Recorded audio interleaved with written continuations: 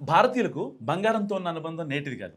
శతాబ్దాలుగా పసిడి సంపదకు భారతదేశం పెద్ద మార్కెట్‌గా కొనసాగుతుంది. కానీ వినియోగంలో అగ్రస్థానంలో ఉన్నప్పటికీ బంగారం ఉత్పత్తిలో మాత్రం దేశం వెనకబడి ఉంది.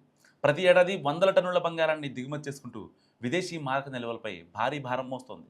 అలాంటి పరిస్థితుల్లో ఆంధ్రప్రదేశ్ ఇప్పుడు దేశానికే గోల్డ్ మ్యాప్‌పై ప్రత్యేక గుర్తింపు తెచ్చుకునేలా ప్రయత్నాలు చేస్తోంది.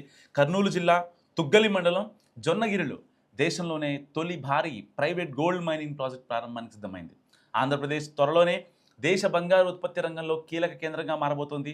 స్వాతంత్రం తర్వాత ప్రైవేట్ రంగంలో ఏర్పాటవుతున్న అతిపెద్ద బంగారు గనిగా ఈ ప్రాజెక్ట్ ప్రత్యేక గుర్తింపు పొందుతోంది. దాదాపుగా 598 హెక్టార్ల విస్తీర్ణంలో అభివృద్ధి చేసిన ఈ ప్రాజెక్టులో ఇప్పటికే 13.1 టన్నుల బంగారం నిల్వలు గుర్తించారు. ప్రస్తుతం సుమారు 13,000 కిలోల బంగారం ఉన్నట్టు ధృవీకరించగా మొత్తం లీజు ప్రాంతంలో 50,000 కిలోల వరకు బంగారం ఉండే అవకాశం ఉందని నిపుణులు అంచనా వేస్తున్నారు.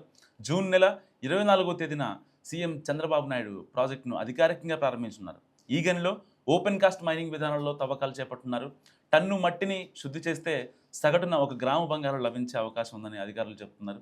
సో ఆధునిక క్రషింగ్, కార్బన్ ఇన్లీచ్ టెక్నాలజీ ద్వారా ఖనిజాన్ని శుద్ధి చేసి బంగారాన్ని వెలికి తీనున్నారు. ప్రస్తుతం భారత్ ప్రతి ఏడాది 800 టన్నులకు పైగా బంగారాన్ని దిగుమతి చేసుకుంటుంది. ఈ నేపథ్యంలో జొన్నగిరి ప్రాజెక్టు దేశీయ బంగారు ఉత్పత్తికి కొత్త ఊపు ఇవ్వనుంది. ప్రారంభ దశలోనే ఏడాదికి 750 నుంచి 1000 కిలోల వరకు బంగారం ఉత్పత్తి చేసే సామర్థ్యం ఈ గనికి ఉందని అంచనా. సో రాబోయే 15 సంవత్సరాల పాటు ఉత్పత్తి కొనసాగనుంది. జొన్నగిరి విజయంతో రాష్ట్ర ప్రభుత్వం మరో 4 గోల్డ్ బ్లాక్లను వేలానికి తీసుకురావాలని కూడా ప్రణాళికలు సిద్ధం చేస్తోంది. గోల్డ్ మైనింగ్ రంగంలో పెట్టుబడులను ఆకర్షించి ఆంధ్రప్రదేశ్ను దేశంలోనే ప్రధాన గోల్డ్ మైనింగ్ హబ్గా తీర్చిదిద్దాలనే లక్ష్యంతో ముందుకు సాగుతోంది ఏపీ సర్కార్.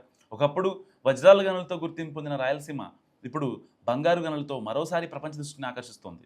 ఆంధ్రప్రదేశ్ కేవలం పెట్టుబడుల రాష్ట్రంగానే కాదు, దేశ బంగారు భవిష్యత్తుకు దిక్సూచిగా నిలిచే అవకాశం కనిపిస్తోంది.